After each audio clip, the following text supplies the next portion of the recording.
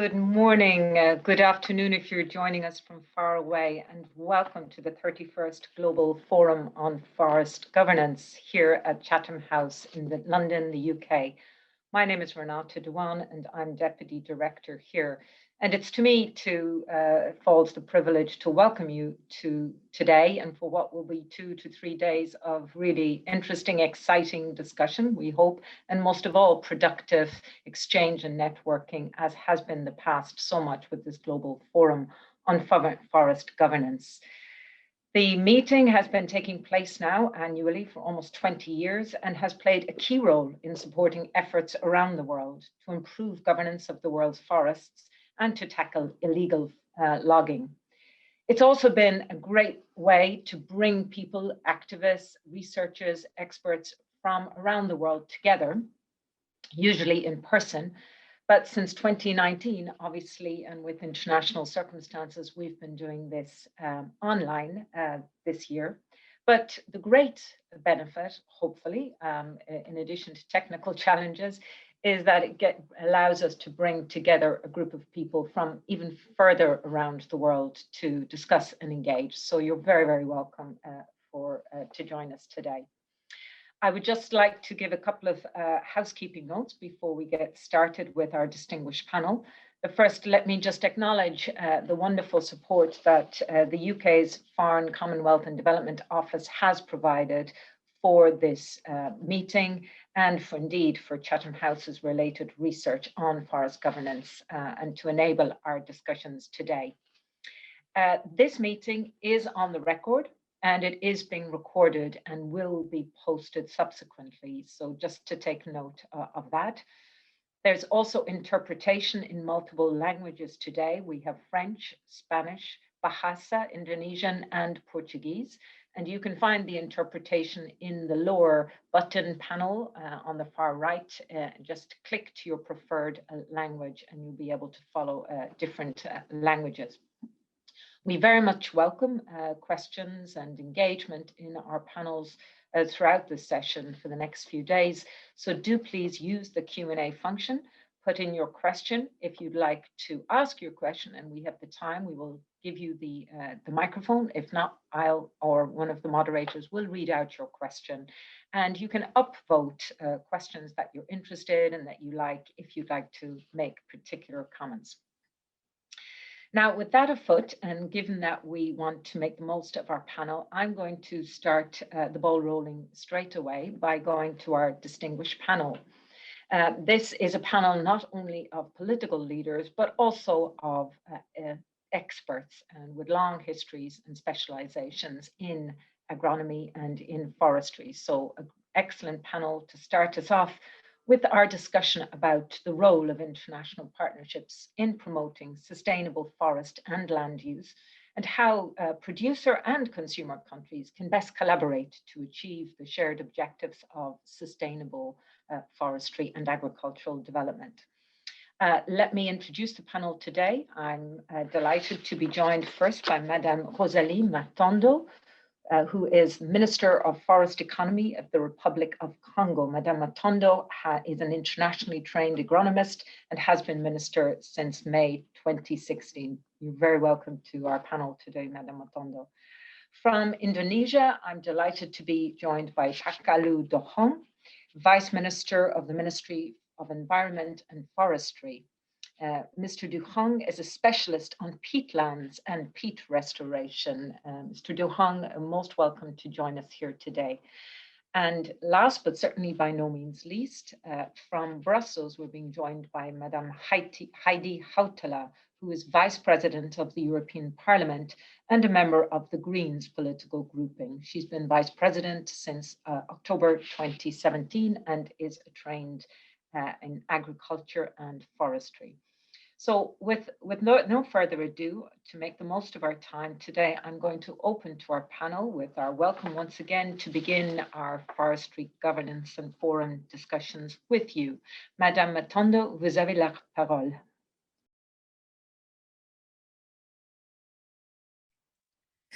Merci beaucoup. Je voudrais vous remercier. Thank you very much. Thank you for inviting me today, and thank you for inviting my country today to present sustainable development efforts in our country. Thank you and good morning to you, to all of the political and administrative authorities represented today. I wanted to say that since 1972, Congo started talking about the management of forest ecosystem. We had our first forest code in 1972, which has been revised in 1982, and in the year 2000, we introduced the notion of sustainable management of forests. The political will of the Congo is clear. It has been since then, and this can be understood through our efforts and the ecosystem sustainable management, and we're avoiding deforestation. We have a very low rate of deforestation, 0.05% of deforestation in Congo, thanks to agriculture and supply of timber for energy purposes. This timber comes from natural forests, and for us, this is important to integrate the notion of reforesting so that we can supply cities for energy and timber coming from forest plantations. We have also worked within partnerships, bilateral and multilateral partnerships with countries who are friends of the Congo. And with the EU and with the EU member states, we have the VPA agreements and within the FLEGT, and this has been existing for over 10 years. And through these tools, we have managed to have a good governance policy for forest management. What does this mean? Well, we have set up a legality verification system. We have a traceability of timber system, and we have set up a system which is a digital system that documents all of the information linked with the forest sector. We have a database which is in our finance minister. So all of this shows the political will that we have, which is to improve the management of our forest ecosystems. And in 2010, we have just published a new code, a new law. We have adopted a new forest law, a new forest code en compte toutes les problématiques in nouvelles. July 2020. And we have included all of the new issues such as REDD+, climate change. We have also taken into account the environment services payment system with the last phase of our REDD+ system, and this is the phase of carbon credit payments. So for the first time in the Congo, we are talking about carbon credit payment on a specific area. We've been waiting for this for over 10 years, so I can tell you that this gives us a strength, which means that nowadays, internationally, we can understand that the Congo basin forests help humanity as a whole, because they are carbon sequestration areas. So we also preserve ecosystem, and we have 13% of our territory which is dedicated to conservation, and we work with WCS or WWF and other international NGOs, and they help us carry out this conservation policy for biodiversity. So today, the challenge is to know that in poor countries, we have to integrate local communities who live within and near the forests so that these communities are, just as the government is, are true actors of sustainable management for diversity and ecosystems. So for us, international cooperation and partnerships are really important, because in all of the policies that we pursue, we can see how much these multilateral and bilateral partnerships carry these policies. And I also want to say that we really thank FCDO because they are helping us in this reform that I was telling you about with the new forest law. So FCDO are helping us drafting the legislation for this law, and they help us retrofit the ministry's services in order to improve the implementation of the new principles of this forest law. So this is the context of our policy with sustainable development, low impact management. We have conservation, 13% of our territory, and we have plantations and reforestation, which are carbon sinks. And this helps local development and gives revenues to local communities also. So I would be happy to answer any questions you may have. I just wanted to give you a brief overview of our policy in the Republic of Congo, but I would be happy to come back within the discussions once you have questions. Many thanks again for your attention. Thank you very much, Madame Matondo, and that's a great start to our discussion, not least the emphasis you have placed on integrating local communities and local communities' needs into the work on sustainable management for diversity and for forest management. Perhaps I could just ask you one question. How can consumer countries and businesses reinforce these reform efforts? What can they do to support you in these efforts? Ouais. Merci beaucoup. Yes, thank you very much for this great question, because we started the VPAs with the EU, and this is an agreement that has been in the making for over 10 years. This means a better governance of our forestry sector on one hand, but why? Well, this means that we can have timber that is that penetrates spaces like the European Union. That was the purpose, and this is still in discussion. But I also hear questions such as, well, our EU partners wanted to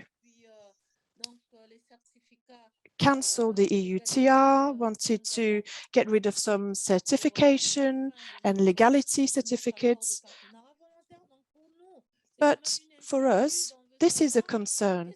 So we wanted to know, what does this mean if the EU does not want to carry on using these certificates? If the EU doesn't want to use the EUTR, what will this mean for all of the efforts that have been carried out, all the funding, all the capacity building efforts? So to answer your question, I want to say that the support of our partners, the support of the northern countries who support us, we want this support in order to build capacities of the Ministry for Forest Economy and others. We need funding. For example, with eco guards who work on conservation. You know that you need one eco guard for 1,000 hectares. However, we have 5 million hectares which are dedicated to conservation. So you can see how many staff this needs, how much capacity this requires. The Congo Basin is the second ecological lung of the world. So this is something that can help against climate change, and all of the efforts started in our country to limit deforestation. Well, we want the international community to recognize this, and we want support from them. This is what we got within the CAFI countries, and today we have the first project that was presented to the Green Deal Fund, and that was accepted for funding. So you can see that if we take stake of the funding given by the Green Deal Fund, we are at the back of the queue. So this means that this forest area is neglected, and therefore we want to continue these partnerships. We want to have more support within the efforts and the reforms, and we want to be able to continue the sustainable efforts in order to tackle climate change. And this started in our countries, and it needs to continue in the same way. Thank you very much for your comprehensive response, Madame Matondo.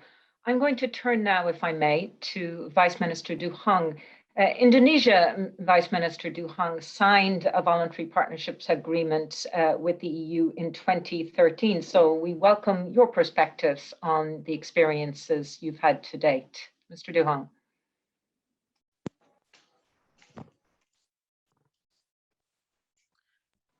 All right. Chairperson Dr. Renata Dwan, distinguished speakers, Minister for Forest Economy, Republic of Congo, Mrs. Matondo, and Vice President of the European Parliament, Mrs. Heidi Hautala, and distinguished participants, and ladies and gentlemen. First of all, very good morning to all of you in Europe and afternoon here in Indonesia. It's very pleasant for me to convey my appreciation to the Royal Institute for International Affairs, Chatham House, for inviting me to this prestigious international event to share my views on the role of Indonesian forest management reform within global forest governance under the topic of priorities in the next decade. Of course, if we talk about priorities for the next decades on global forest governance, it's very important. But I would like to underline here that these kind of priorities should be based on lessons learned and experiences that we have learned from past decades, as well as reflecting the current pandemic situation. So through this very great opportunity, I would like to share Indonesia experience and progress to date in implementing, we call it SPLK, Sistem Verifikasi Legalitas Kayu, or Indonesian Timber Legality Assurance System, or TLS, as this heart of the FLEGT VPA. As you information that we have developed this system since 2001 in order to support, first of all, eradication of illegal logging, and second, promote sustainable timber trade, and finally, to improve good forest governance in Indonesia. SPLK or TLS or TRAS is a system ensuring timber legality and forest sustainability in order to encourage markets that produce meat of Indonesian origin from legal and sustainable sources. We developed this system closely with representative not only from the government, but also from civil society and businesses. The involvement of all the stakeholders group is a core principle of the SPLK. It's a system that does not only belong to the government, but also to stakeholders from private sectors, civil society, and academia. With this system, we encourage international market to apply a fair and sustainable timber trade.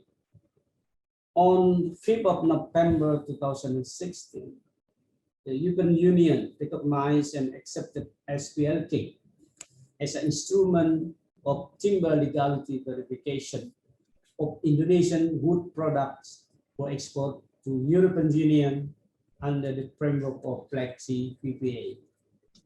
Ladies and gentlemen, in Indonesia, SPLK has successfully enabled effort to combat illegal logging since the launch of SPLK in 2009.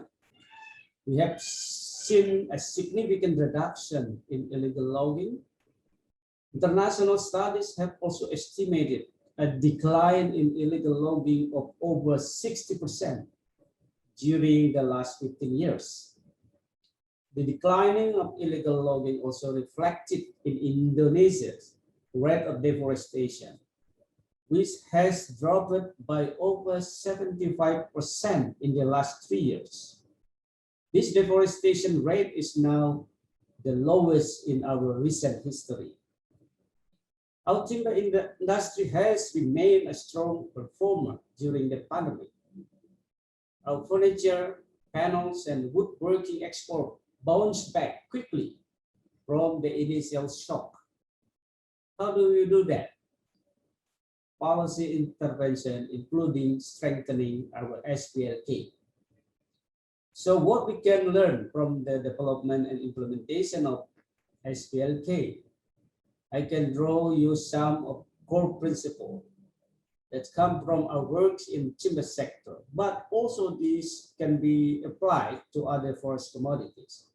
First, the implementation of new system requires long-term commitment from all stakeholders, from different sectors, because the system needs to accommodate the views, interests, and aspirations of all parties.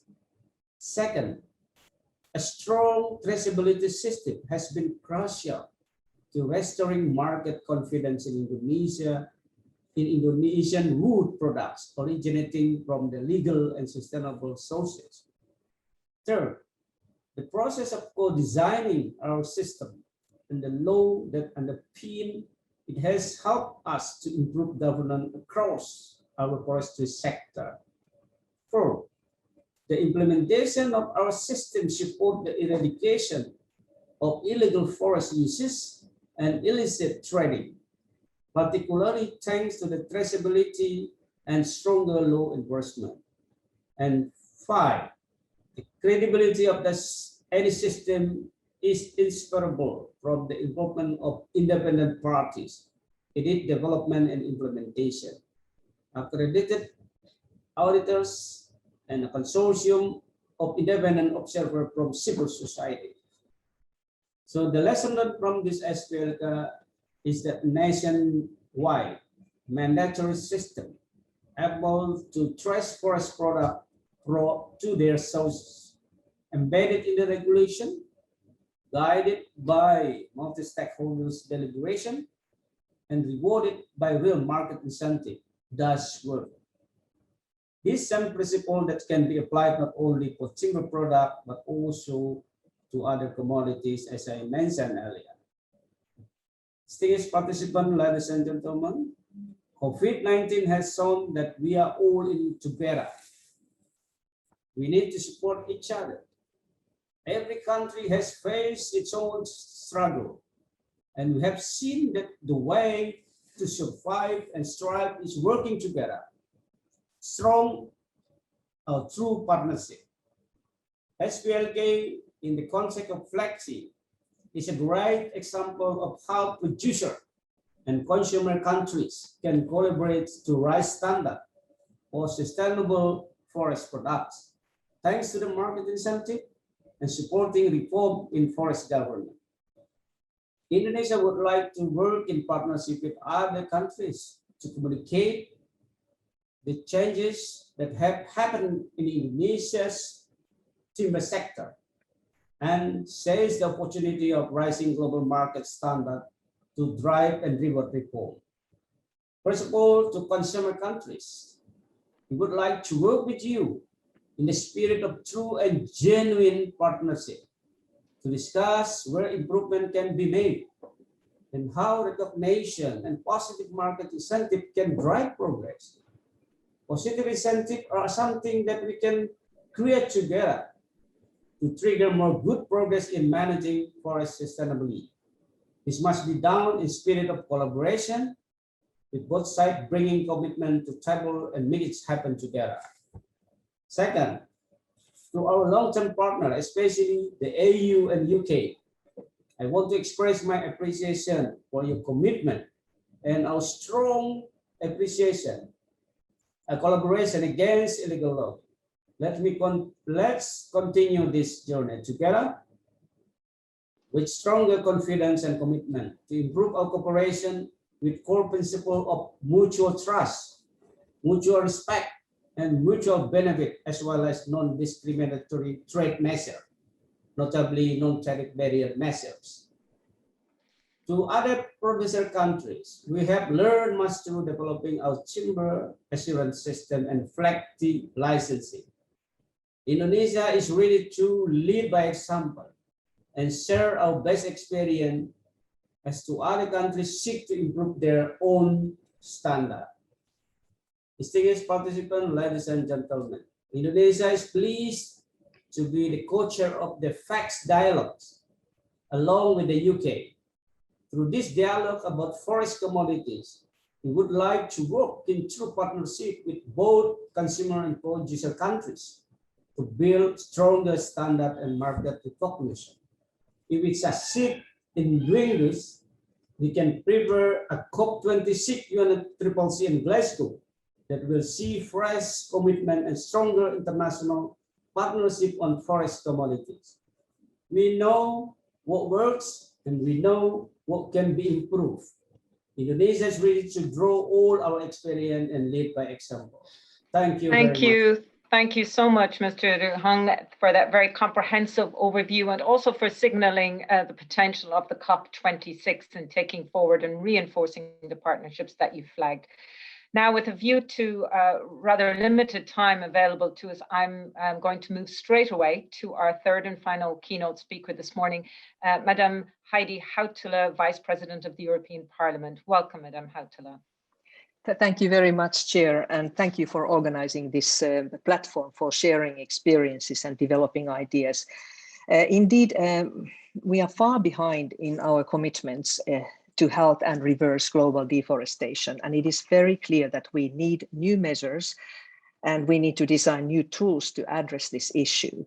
However, I want to emphasize that if we are to solve these challenges, we have to first and foremost look at good governance, because only through good governance, transparency, and inclusive decision-making, we can reach sustainable solutions. And in this vein, the FLEGT VPA system has been truly innovative and a pioneering mechanism. To date, it has been one of the few, if not the only tool, maybe by the side of the US Lacey Act, that has managed to make tangible improvements in forest governance with positive spillovers to wider societal decision-making. However, it's 20 years ago that the FLEGT VPA system was created, and our common understanding of the complexity of deforestation and forest degradation has greatly increased since the creation of the system. We know all too well that illegal logging is not even the primary driver of deforestation. Agriculture expansion, land use change, and legal felling of trees plays a central role in the intensifying loss of tree cover and primary forests. This, if anything, calls for an upgrade of the VPAs. Dear participants, at the same time, the European Union's role in consumption and demand for unsustainably produced agricultural products cannot be overlooked. Demanding action from our partners will not alone reach results unless we are willing to take an honest look at our own role as consumers in the big picture.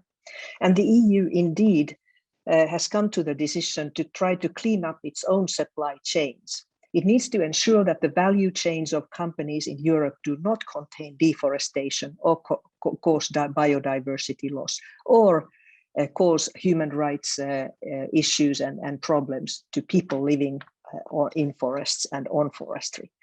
So it is not therefore surprised that there have been growing voices demanding action from the European Union. Companies, investors, civil society, consumers are all asking for such legislation. They demand that the EU sets a level playing field.